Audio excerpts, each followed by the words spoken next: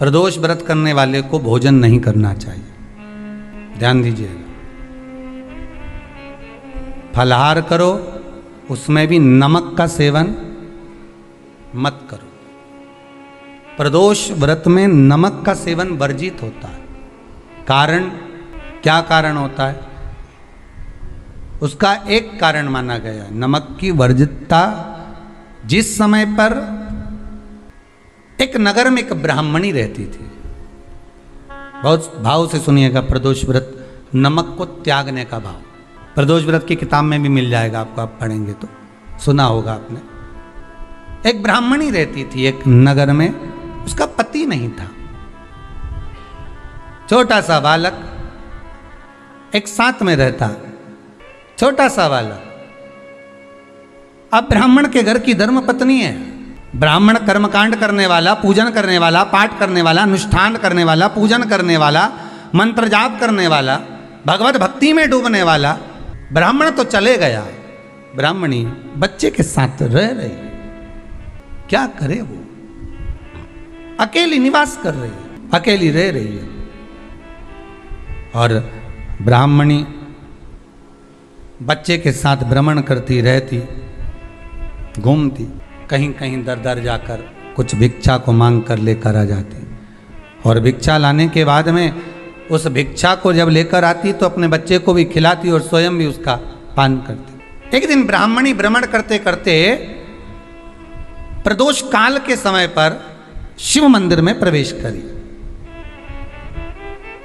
प्रदोष काल के समय पर, और शंकर मंदिर में जब प्रवेश करा, प्रदोष काल किसको कहते हैं? सूर्य अस्त हो रहा हो, रात्रि प्रवेश कर रही हो, दोनों का जब मिलन हो रहा हो वो प्रदोष काल कहलाता है। दोनों का जब मिलन हो रहा,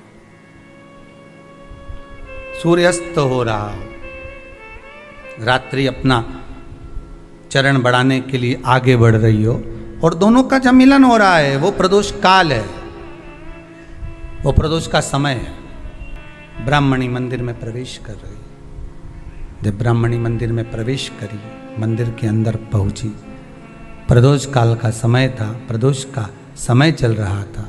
और प्रदोष काल के उस समय में, प्रदोष काल के उस समय में जब ब्राह्मणी ने देखा कि कोई भगवान की भक्ति में लगा हुआ है, भगवान के रस तत्व में डूबा हुआ है, आज ब्राह्मणी के पास में कुछ पदार्थ नहीं है, अपने बच्चे का पेट भरने के लिए कोई सामग्री नहीं है, और कुछ आस लेके वो प्रवेश करी है, कुछ आस लेकर वो अंदर प्रवेश कर जाती है। कोई ऋषि की पत्नी, कोई ब्राह्मण जन की अर्धांगिनी उस प्रदोष के समय पर शंकर का अभिषेक पूजन कर रही थी, भगवान शिव की आराधना कर रही थी, भगवान की भक्ति में डूबी हुई थी। जब भगवान शिव की आराधना में डूबी हुई है, आराधना कर रही है, ये कुछ पाने के लिए चली गई, ये कुछ पाने के लिए गई, और इसके मन में आया कि मैं कुछ, मुझे भोजन का कोई पदार्थ मिल जावे, मुझे कुछ भोजन मिल जावे, और जब मुझे भोजन मिल जाएगा तब मैं जो पाऊंगी अपने बच्चे को भी पाऊंगी। पर जिस मंदिर में वो प्रवेश करी थी, जहाँ पर नारी पूजन कर रही थी शंकर की प्रदोष काल में, वहाँ पर पड़ी हुई कुछ वस्तु को इस ब्राह्मणी ने मांग लिया। मेरे बालक को बहुत भूख लगी है, मेरा बच्चा बड़ा भूखा है, इसके भोजन के लिए थोड़ी सी सामग्री दे दीजिए, इसके भोजन के लिए थोड़ा सा कुछ रस तत्व दे दीजिए। उसने उठाया थोड़ा सा पदार्थ, कुछ जो उसके पास में था वो दिया। जब दिया तो देने के बाद जब उसे प्राप्त हुआ, और होने के बाद में जब वो मिल गया उसको, तो उसने उस समय पर उस पदार्थ को जैसे ही मुख में लिया, लेते ही कहा, इसमें तो स्वाद नहीं है, इसमें स्वाद नहीं है। उस ब्राह्मणी ने बड़ा सुंदर एक संवाद कहा। घर का जो बड़ा होता है ना, घर का जो बड़े होता है, घर का बुजुर्ग जो होता है, घर का जो प्रथम स्थल प्राप्त करने वाला, मेन कुर्सी पर अच्छी जगह पर जो बैठने वाला होता है ना, ब्राह्मणी कहती है वो कभी किसी वस्तु में ऐब नहीं देखता, मिनक नहीं निकालता। समाज के अन्नकूट होते हैं, समाज के जब अन्नकूट होते हैं महाराज, समाज के जब अन्नकूट होते हैं, बड़ी बड़ी समाजों में जब कार्तिक महीने में अन्नकूट महोत्सव होते हैं, बहुत सारा प्रसाद बनता है। जो बुजुर्ग होते हैं ना, बड़े समझदार लोग होते हैं ना, तो अन्नकूट की जब प्रसाद खाने बैठते हैं ना, उसमें नमक नहीं भी होता ना तो नहीं बोलते कि इसमें नमक नहीं है। पर जो हमने डोनेशन दिया है, जब तुम आए थे समाज वाले तो हमने 1000 का लिफाफा दिया, 500 का लिफाफा दिया, 2000 का लिफाफा दिया, और भोजन ऐसा बनवाया।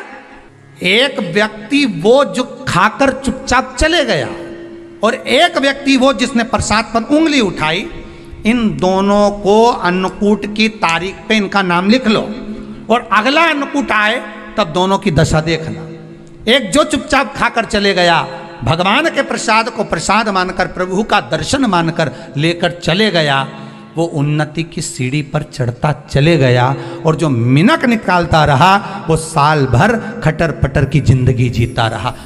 भगवान के प्रसाद में कभी भी ध्यान रखिएगा, भगवान के प्रसाद के अंतर्गत स्वाद की कोई मूलता नहीं होती। भगवान का प्रसाद स्वयं स्वाद है। भगवान के प्रसाद में नमक नहीं देखना, मिर्ची नहीं देखना, भगवान के प्रसाद में शक्कर नहीं देखना, भगवान के प्रसाद में कुछ ये नहीं देखना कि कितना माल डला, कितना घी, कितना बादाम, कितना काजू, कितना इलायची डला। हाँ, यहाँ तक शास्त्र कहता है कि भगवान का प्रसाद अगर बन रहा है तो उसकी सुगंध भी नहीं ली जाती है महाराज, यहां तक शास्त्र कहता है। जब तक भगवान उसको पानी ले तब तक उसका सुगंध भी नहीं ली जाती। और कई कई जगह तो भगवान को प्रसाद अगर सूखा सामान हाथ में आ गया, इलायची कैसी है, मंदिर के अंदर जाने वाली है भगवान को डलने के लिए, लाओ यार किसकी दुकान से आई इलायची बताओ, इलायची तो 25 बार सूंघा, हाँ हाँ अच्छी है, अब सूंघ लिया तो भगवान इसको स्वीकार करेगा क्या? अरे जम के तो बोलो। एक फूल तुमने बगीचे से तोड़ा और सोचा इसमें पहले मैं सूंघ लेती हूँ, इसमें स्वाद है कि नहीं, इस फूल में गंध है कि नहीं, इसमें सुगंध है कि नहीं, और फूल सूंघ लिया, उसके बाद तुम भगवान को देखो, भगवान स्वीकार करेगा नहीं। कई कई घरों में तो हंडी से दाल चलाती जाए ने हाथ में डाल के। महाराज ब्राह्मणी ने जैसी मुख में लिया थूक दिया, ये श्रेष्ठ नहीं है। जो ऋषि की पत्नी अंदर पूजन कर रही थी प्रदोष काल, उसने कह दिया आपका चेहरा बता रहा है कि आप ब्राह्मण की धर्म पत्नी हो, पर आज आप दर दर जाकर अगर भिक्षा मांग रही हो, दर दर जाकर अगर भीख मांग रही हो, दर दर जाकर भिक्षा को मांग रही हो, तो इसमें आपके पति का दोष नहीं है, दोष आपका है। क्योंकि आप भगवान के प्रसाद में भी जो स्वाद देखी थी ना, ये आपका एक जन्म का नहीं है, ये ना जाने कितने जन्म का है। ब्राह्मणी के मस्तिष्क में बैठ गया, ब्राह्मणी के उस पुकाना वो बक्कल में नहीं अक्कल में बैठ गया कि ये स्वाद नहीं देखना। इसलिए प्रदोष व्रत के अंतर्गत ब्राह्मणी ने उस दिन से विचार कर लिया कि जैसे आप पूजन कर रही हो, जैसे आप अर्चना कर रही हो, जैसे आप आराधना कर रही हो, ऐसी आराधना, ऐसी पूजन, ऐसी भक्ति मैं भी करूँगी, ऐसी आराधना मैं भी करूँगी। अब मैं स्वाद नहीं देखूँगी। श्री शिवाय नमस्तुभ्यम। दर्शकों, विमला दुबे भक्ति चैनल में आप सभी का बहुत बहुत स्वागत है, अभिनंदन है। तो 20 मई सोमवार को प्रदोष है। तो प्रदोष में किस किस चीज़ों का ध्यान रखना चाहिए, क्या करना चाहिए, क्या नहीं करना चाहिए, गुरु भगवान आप सभी को बता रहे हैं। तो आप लोग ध्यान से सुनिएगा। और जो कोई भी मेरे चैनल पे न्यू है, मेरे चैनल को सब्सक्राइब, लाइक, कमेंट ज़रूर कीजिएगा। तो आगे तो मेरे प्यारे दर्शकों, गुरु भगवान ने एक ब्राह्मणी की बहुत ही अच्छी कथा सुनाई है, जो आप ध्यान से सुनिएगा। एक नगर में एक ब्राह्मणी रहती थी। एक नगर में एक ब्राह्मणी रहती थी। उस ब्राह्मणी के पति नहीं था। उसका छोटा सा बालक उसके साथ में रहता था। ब्राह्मण की वो पत्नी है, ब्राह्मण जो कर्म कांड करने वाला ब्राह्मण की वो पत्नी है, और वो ब्राह्मणी है। भगवान का पूजन करने वाला, भगवान का भक्ति करने वाला, कर्म कांड करने वाला, सारे कर्म करवाने वाले, और वो ब्राह्मण तो चला गया, ब्राह्मणी पीछे से अकेली रह गई और उसका एक छोटा सा बालक उसके साथ रह गया। और वो ब्राह्मणी बच्चे के साथ भ्रमण कर रही थी। भ्रमण करते करते वो मंदिर तक आई। भ्रमण करते करते भिक्षा मांगते, जो भी भिक्षा मिलता वो उस बच्चे को भी खिलाती और खुद भी स्वयं भी उस भिक्षे को खाती। दोनों माँ बेटे उस भिक्षा को ग्रहण करते। चलते चलते एक दिन एक मंदिर में पहुंच गई, जहाँ एक स्त्री पूजन कर रही थी और इसने ब्राह्मणी ने बोला कि थोड़ा सा भोजन मेरे बच्चे को खाने के लिए दे दें। उस ब्राह्मणी, मेरा बच्चा बहुत भूखा है, कुछ रस पदार्थ मेरे बच्चों को दे दें। वो पूजा करते करते जो भी था उसके हाथ में दे दिया और वो जब मुंह में डाली तो बेस्वाद था। और उसके बाद जब वो पूजा करके आई तो उन्हें बताया प्रदोष काल में जो पूजन की जाती है, आज के दिन नमक नहीं खाया जाता है। फिर ब्राह्मणी को पता चला कि प्रदोष काल के समय पूजा को, प्रदोष के दिन में जब पूजा किया जाए तो नमक नहीं खाना चाहिए। उसी समय से उसने भी संकल्प लिया और प्रदोष का व्रत रखने लगी। तो ये मैं सारांश में आप सबको बताई हूँ। बाकी गुरु भगवान ने तो आप लोग को पूरी कथा सुनाई है। यदि आपको ये मेरा वीडियो आज का अच्छा लगे, ज़्यादा से ज़्यादा शेयर करें, लाइक कमेंट ज़रूर करें और बेल आइकन दबाना आप लोग बिल्कुल भी ना भूलें। मैं कोशिश करती हूँ कि आपके लिए नया नया वीडियो, अच्छा जानकारी के साथ वीडियो दूँ। सोमवार को प्रदोष है। जो फर्स्ट टाइम प्रदोष रहे उसके लिए मैं बताती हूँ कि आप अगर व्रत रहें तो उस दिन नमक बिल्कुल भी ना खाएं। प्रदोष में भी नमक बिल्कुल नहीं खाया जाता है, तो आप लोग प्रदोष का व्रत अगर रखें तो नमक ना खाएं।